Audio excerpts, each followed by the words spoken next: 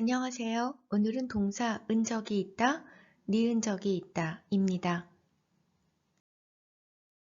동사 다음에 은적이 있다, 니은 적이 있다를 써서 경험을 표현합니다. 저는 혼자서 여행한 적이 있어요. 낙지볶음을 먹은 적이 있어요. 먹다의 어감 먹에 받침이 있어서 은적이 있어요를 씁니다. 외국 친구하고 언어 교환한 적이 있어요. 기본형은 언어 교환하다 입니다. 어렸을 때 개를 기른 적이 있어요. 기본형은 기르다 입니다. 지갑을 잃어버린 적이 있어요. 기본형은 잃어버리다 입니다. 가방에서 지갑을 찾았지만 지갑은 없었습니다.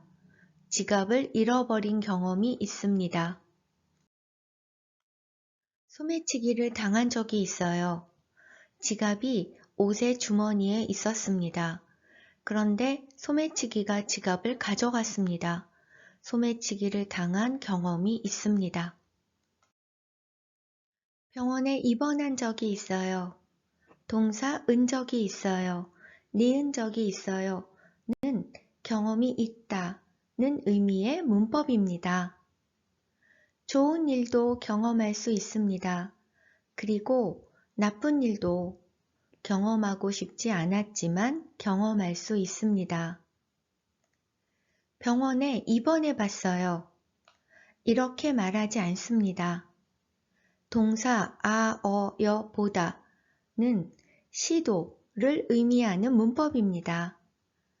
하고 싶어서 한번 했습니다. 라는 의미입니다. 이 아이는 병원에 입원하고 싶어서 입원한 것이 아닙니다.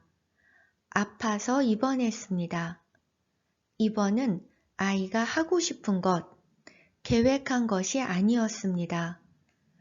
그래서 병원에 입원해 봤어요 라고 말하지 않습니다.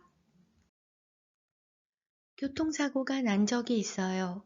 동사 은적이 있어요. 니은 적이 있어요. 는 경험이 있다는 의미의 문법입니다. 좋은 일도 경험할 수 있습니다. 그리고 나쁜 일도 경험하고 싶지 않았지만 경험할 수 있습니다.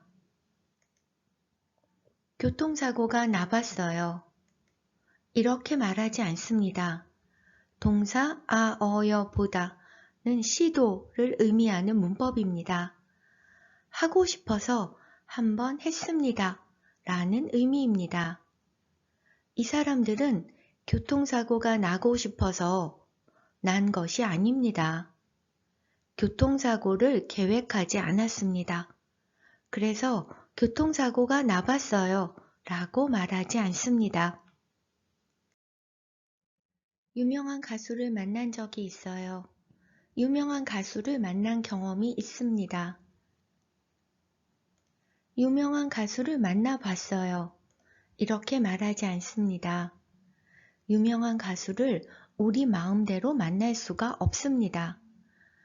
우리가 선택해서 만날 수가 없습니다. 그래서 유명한 가수를 만나봤어요 라고 말하지 않습니다. 외국에서 산 적이 있어요. 기본형은 살다, 리을 불규칙입니다.